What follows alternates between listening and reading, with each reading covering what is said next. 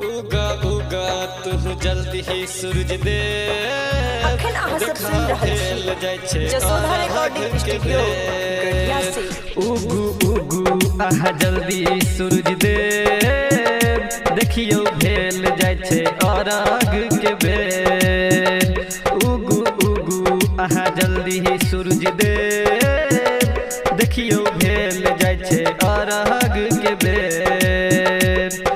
केतेक देर से पानी में बाबा छियो हम ठाढ़ होइया नहीं बर्दाश्त बाबा लगैया बहुत जार। जल्दी उगा न भगेल दे उगा उगा तू जल्दी ही सूरज दे देखा भेल जाय छे अरहग के बेर।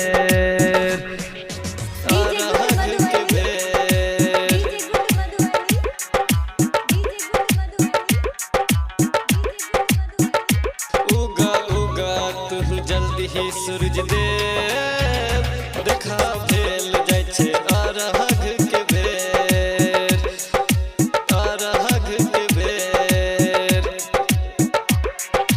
आन दिन उगै छलो बाबा भोरे भिनसरियो आइ किया लगौने छी बाबा एतेक आहा देरियो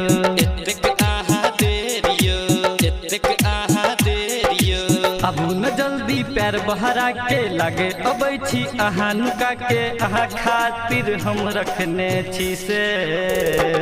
उगू उगू अहाँ जल्दी ही सूरज दे देखियो भेल जाय छे अरहग के बेर।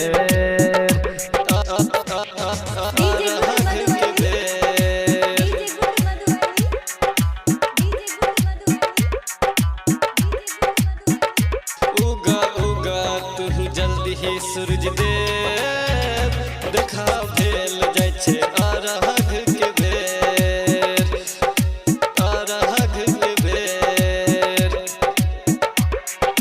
गायक बम भोली पर बाबा फेर दिह नजर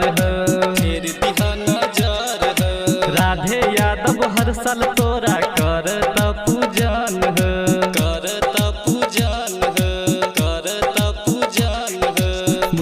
तारा पटी वाला दर्शन तोहर हो केलका गनौरा विक्रम केलका भजन। उगा उगा तू जल्दी ही सूरज दे देखा भेल जाय छे अरहग